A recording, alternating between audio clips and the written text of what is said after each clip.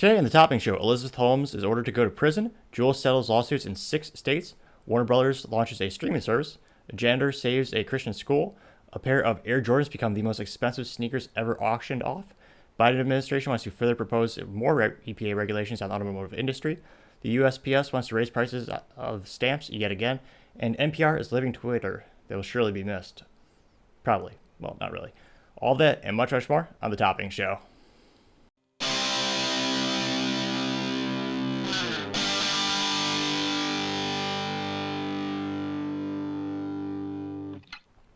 Thank you everyone for tuning in today. Today's episode of the Topping Show is sponsored by Topping Technologies. Topping Technologies is an IT value-added reseller and services company with a special proficiency in IT security. Heck, I see their owner at least twice a day. I have to say he's quite handsome and brilliant. That's me. That is the joke. If you need any help, if you're a business owner or an IT leader, reach us at sales@toppingtechnologies.com. Now, going on to the business part of the podcast, going to talk about Elizabeth Holmes. She's a former scam artist and CEO of Theranos, which was proposed to be a revolutionary blood testing technology where they claimed that all they needed was a little pinprick of blood and they could run a myriad of tests, thereby saving countless dollars as well as man hours. And you just had to put it into this little magical black box. If you sign an NDA, you could take a look.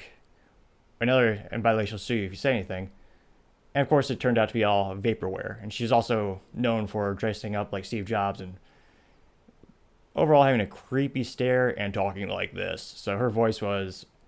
It's funny to watch the video compilations of her before she became famous, and then after she became famous when she started to dress up like Steve Jobs and talk like a man. Quite entertaining. Now, she was convicted previously, and specifically, that entrepreneur, she found that Theranos' value was once $9 billion before people realized it was all BS. Now, a judge has recently ordered to put her back in prison after she requested to remain free on bail as she goes through her appeals process. Now, she is currently sentenced for 11 years and 3 months in prison. That sentence was ruled last November, and yet she's still out and walking about. So now she'll actually be put back where she belongs as she attempts to appeal it, pending further evidence.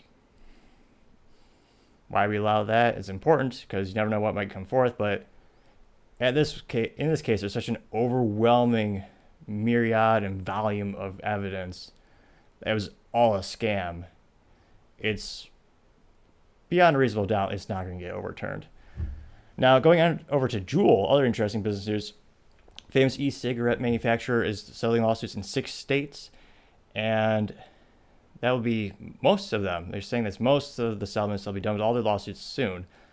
They approved a whopping $462 million for those settlements of those 6 states, including California and New York.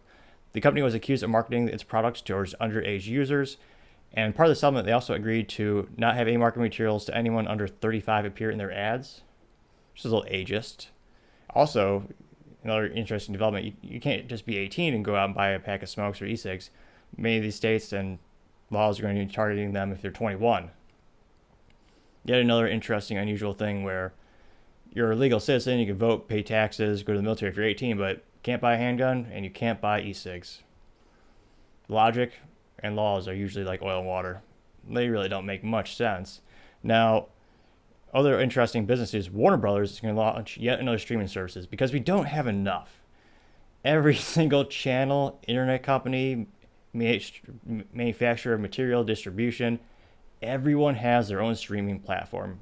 And consumers just love getting so many of those options because they have, especially right now in this economy, they have an exuberance of money to spend on entertainment. There's just so much to go around. Why not sign up for yet another streaming service? Now, it's going to be called, get this, previously it was HBO Max, which made sense because HBO is an iconic company. They're basically the founder of the subscription services. It used to be one way to get around the FCC. You used to have public broadcasting, public cable, and all that stuff where you had to be approved, you had to have certain criteria. However, HBO came up with a brilliant idea. If they just ship you a box in the mail, do a private network, something to that effect, well, you could circumvent a lot of those rules because it's not being put out to the public. It's only if you pay for that subscription. So a very, very revolutionary idea at the time. And there's a lot of prestige in that name, HBO. since for generations it's defined premium TV and a premium product, albeit more raunchy than some might care for. Now, really original, they're going to rename it to Max.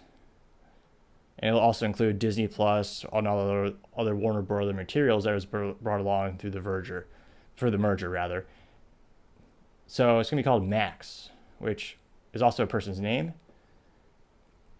One of those things where it is fascinating to think someone spent millions upon millions of dollars doing focus groups and testing that name. And apparently, according to those studies, it's a plus. It's going to be a great knock it out of the park. People are going to remember that name. Maybe. Now, it's going to be interesting to see how many companies really, really succeed. You have an oversaturated market. There's more subscription services than people can count. And also, with this merger, they have $50 billion in debt. So unless they want to take out more, that means they're not going to go out. They're most likely not going to go out and buy extra materials to put on their platform. Famously, Netflix paid about $100 million for just 1 year, for a 1 year license to put the TV show Friends on their platform, which many say they made up their money because people actually bought Netflix subscriptions for that one thing, or maybe they treat it as a loss leader where they lost money knowing that people just go there for that, and they'll eventually stay around because most subscription services traditionally in business are very sticky in terms of once people get signed up for it, it's usually prohibitively. Most people don't want to get off the platform. They don't want to go through the hassle of canceling the subscription service. Famously, think of gym memberships. Those also, you have to jump through a bunch of hoops. But same overall idea. Subscriptions, more often than not, they stick. So it'll be interesting to see if this is actually a successful business venture for the new Warner Brothers conglomerate, or if they would have just made more money just licensing it out to the other big behemoths. You have Disney Plus and Netflix taking up a majority of the market share. You also have NBC having their own streaming platform, I think that's called Peacock, and you have Hulu. There's a lot. You could spend hours just talking about the oversaturation market, but it'll be interesting to see how that goes. Now, going on to the culture part of the podcast, and for once, we actually have some moderate. Well, this is good news. I was about to say moderate. It's actually good. It's more than moderate. And this is a situation where a janitor actually ended up saving the day at a Christian school. And recently, a lot of the tragedies in the news have been religious, faith-based institutions, especially schools, being attacked by mentally ill perpetrators.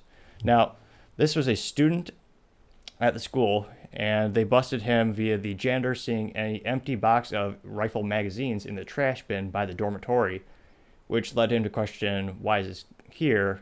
Which, the ripple effect, they ended up finding more and more suspicious things. That in and of itself is not very suspicious considering it was in the Midwest, and that's a lot of people enjoy recreational as well as the right and bear arms. Now, it starts to get a little more interesting when this male student of age 20, who there's a lot of suspicion on his mental state, orientation. He had Jesus hair and looked like he might be taking some supplements, materials, and pharmaceuticals. Evidence is still out for that, though, or still to be determined. And in his dormitory, once they conducted a search, they found a hand-drawn map of the campus, with actual instructions written on the map as to how to inflict the most damage via attacks. So that's pretty damning evidence, and it also shows other further evidence shows he's lower on the revolutionary platform, or evolutionary. Well, there's a certain saying. Someone correct me in the comments. It's not quite at the tip of my tongue. Lower on the evolutionary chain. That's the actual saying. So he actually had a plan to steal ammo from Walmart, and he drew out the plan, which I don't know how many brain cells you have to have, or how many you have to lack, to actually need a plan to steal something from Walmart, and then to be dumb enough to actually write it down and put it into evidence. It's Walmart. Many districts and district attorneys don't even prosecute theft these days. And even though it's locked at most stores, a brick or a simple lockpick, it's not a grand plan, or it doesn't take a nuclear physicist to write down these instructions to do that.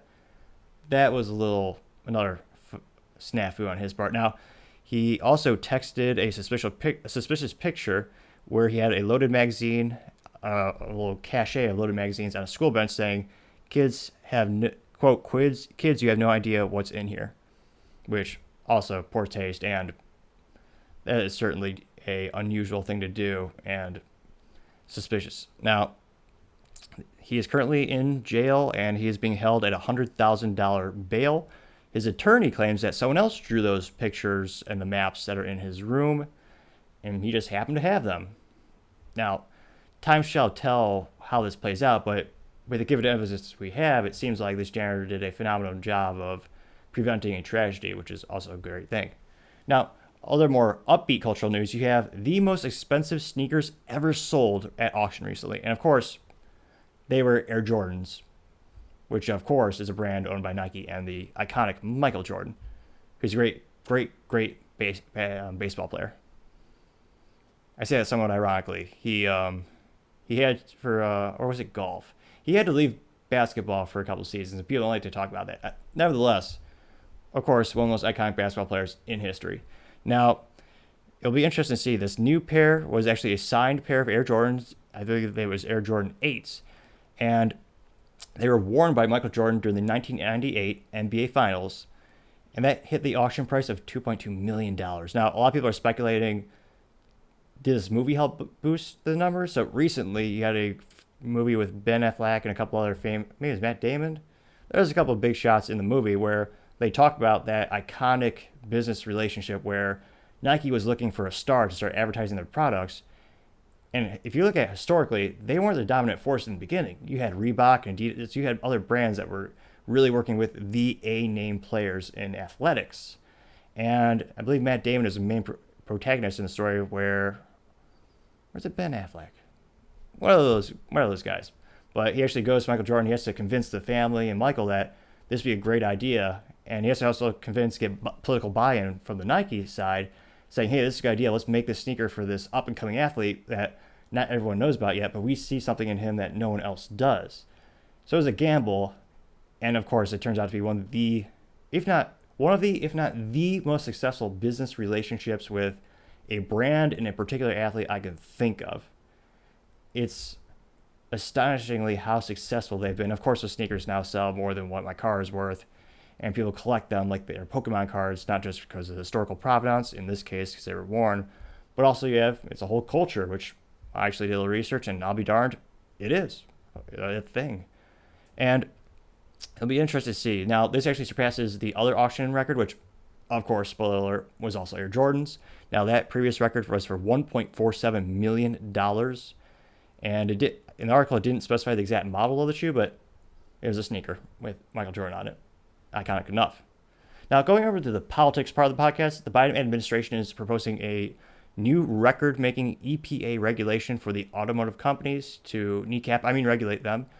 And it's one of those situations where if they're not going to directly say we're banning internal combustion engines, it's the de facto way to ban them by putting the bar so high that no gas-powered engine could hit those tailpipe regulations. So spoiler alert, that actually has to deal with the emissions for the tailpipe and how much particulates are coming out of it. Now, the new proposal for the auto pollution limits would limit 2/3 of new vehicles sold in the U.S. will be electric by 2032, a tenfold increase on the current EV sales. And no one's talking about the big elephant in the room, which is the lithium constraints, which is going to increase the price eventually. So that's going to be a concern. And also, if you've ever seen the acid fields where they actually mine lithium, it's not all green daisies, sun, and all that kind of happy stuff. There's a famous philosopher or perhaps economist is a better way to describe him, but a brilliant man named Thomas Sowell said, there's no solutions. There are only trade-offs, which are sure. That's absolutely true. The more I think about it, the more I see it is a real thing. Think about electric cars. They don't take gasoline, but they take gas products to make because they're made of plastics. And also you have lithium. Also, how do you power the gas car? How do you charge it? You have coal. Coal is one of the cheapest way to make electricity. So a lot of electrical plants in the U.S. are coal-based, so they're going to feel that. Natural gas is a very clean way of using energy and manufacturing energy, or creating energy more accurately for the consumer mass. But that's becoming less and less popular as, of course, you're burning a fossil fuel that's not as attractive. It doesn't sound as good in the headlines.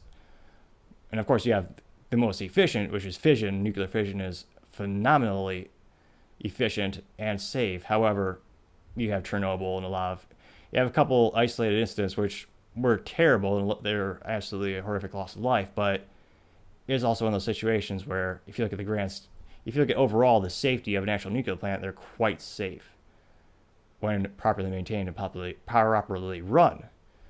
However, they don't have a lot of public appeal or public support, which is why you see them dwindling in the number of units created as well as the number of units that are run. Now, this is going to be interesting how they actually pull this off. So the proposal would limit the tailpipe emissions for 2027 to 2032 model years. It would be the strictest ever imposed. And it would call for more EV sales than the previous 2 years, even more. So they had regulations 2 years ago, which raised the bar exponentially. And this is going even further, basically forcing them to go EV. Now, technically, the tailpipe pollution limits don't require a specific number of EVs sold every year, but instead mandate limits on the greenhouse gas emissions. The EPA projects at least 60% of new passenger cars sold in the USA will be electric by 2023, up to 67% by 2032. You have the EPA admin Michael Reagan. He actually said about the proposal, this is the strongest ever federal pollution standards for both cars and trucks. So it'll be interesting to see how this plays out. And one of the most difficult situations, again, it all ties back to business, culture, politics. If you're an automotive manufacturer, you're making these decisions that are quite literally billion-dollar decisions you have to think about over the long term. And there's a lot of uncertainty, especially in the U.S. Who knows who's going to be president next? Who knows who's going to be in charge of the EPA next? If you invest all billions upon billions of dollars into a new plant, new technology, it's one of those precarious situations.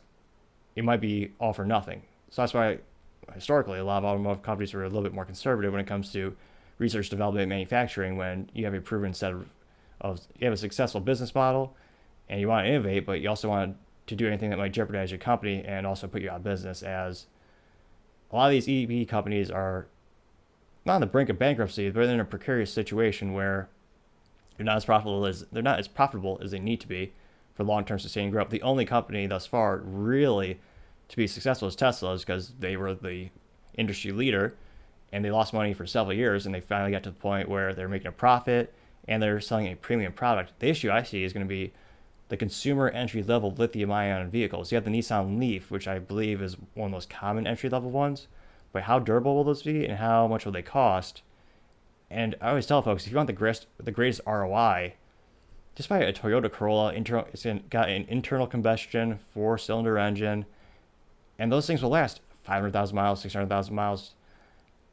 And Toyota consistently, those vehicles will hit 1 million miles and actually give the owner a new vehicle just to show them brand loyalty and to thank them. You will not get 1 million miles out of an EV with the current technology we have. So that means you're using these things, it's more of a disposable technology at the moment. Is that really great for the environment? And you also have companies like GM where the battery is going to be a structural component of the vehicle. So it's not like an engine where you could swap it out with a couple bolts and wire connections. And by the way, an internal combustion engine, take out the oil, is made of metal, just separate the metals by what kind they are, melt them down, make new stuff. You have a giant lithium-ion battery pack. That's the structure of the vehicle. You can't remove that. You can't. It's not like a hot swap, like changing out a battery, or like more appropriately, like the engine example I just said.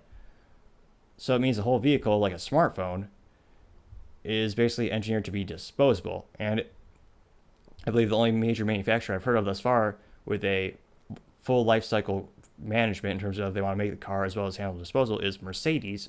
I believe it is over in Germany. Somewhere in Europe, they are building their own EV recycle plant where their plan is to sell the vehicle, then actually recycle the vehicle internally to their attempt to try to get some of those precious metals, albeit it is a hazardous, complicated process today. Further technology will enhance things in the future. But with so much uncertainty, and you keep raising the bar more and more, it's got to be difficult to be in the automotive market right now. Now, going over to other interesting political news, which will affect 3 people, maybe 4, me included. The United States Postal Service wants to increase the price of stamps, which is why always buy forever stamps, which are basically grandfathered in. They cost a little bit more, but they last forever. Although that's also what the government's telling you. So take that with a grain of salt, I guess. So the UPS says they want to increase it to 66 cents, somewhat ironic or interesting. Maybe it'll be 666 cents or $6.66 with given inflation, perhaps. Now, that would be a 4.8% increase over the current price of 63 cents. And a great way to get the cost to go to, imagine if there was a way where you can get the costs of goods down lower through, what's that word? Ah, yes, competition. One of the reasons you can't take a piece of paper mail, go to FedEx or go to UPS and say, hey, I want you to mail this. They can't. They hand it off to the Postal Service. They cannot by law. Because I always wondered that, because obviously if you mail something for their private company, such as FedEx and UPS, you get, how do I say this, infinitely better service than USPS. Let's just say you can ship cookies, they won't arrive as breadcrumbs or cookie crumbs, more accurately. And of course, the private sector is moving faster, more efficient, but they can't touch that segment in the shipping business by law. Now, if they could, how much do you want to bet they can do it cheaper, faster, more effectively than the U.S. government? It almost seems like a sure thing. What would it cost? 18 cents? 15 cents? We'll never know, because currently, and correct me in the comments if I'm wrong, if they changed the law last week or something, but that's just what it is at the moment. So, unfortunately, the stamp prices increase, and I'm one of 4 people who still buys stamps and still writes a handwritten card. We are out there. Not many.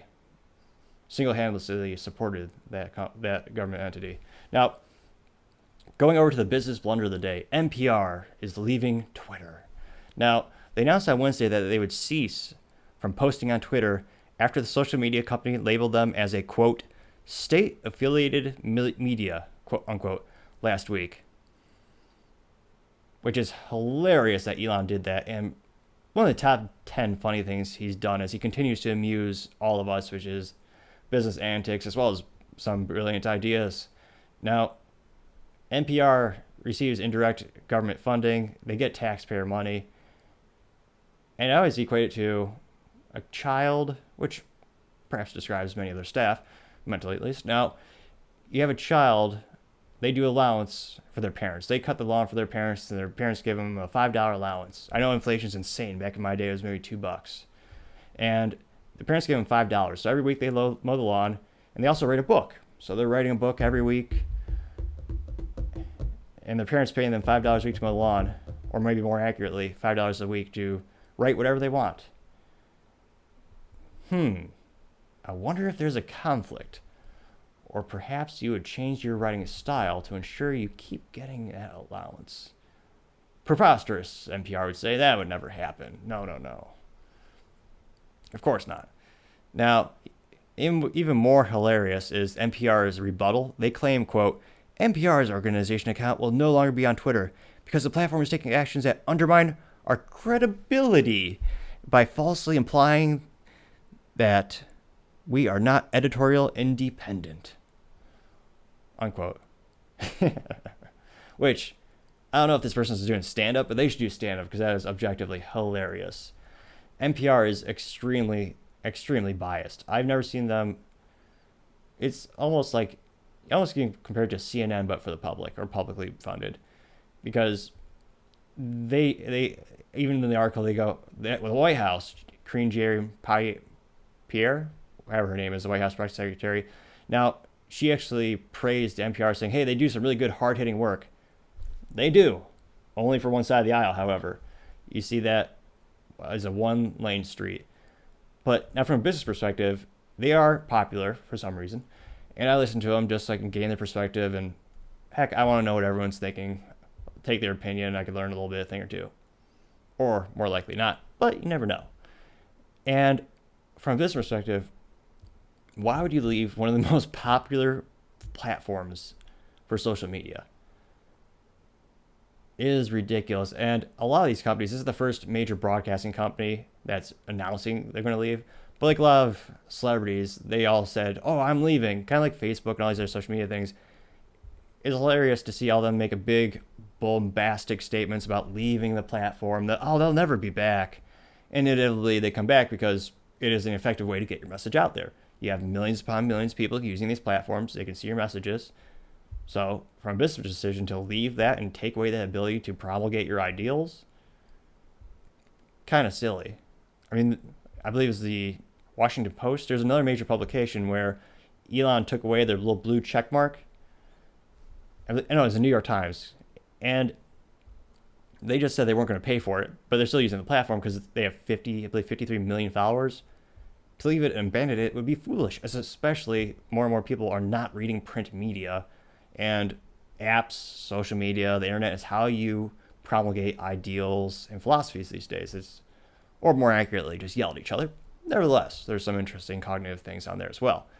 But to make the decision to leave the most popular platform, that is just ridiculous, NPR, and perhaps the biggest business blunder of the day. Thank you so much for tuning in today. Cannot thank everyone enough. If you'd like to see more content like this, don't forget to like, subscribe, and comment. Also, don't forget to tell your family, tell your coworkers, tell your enemies, heck, tell anyone and everyone. Just stay safe and have a great day. And don't forget, fight the good fight.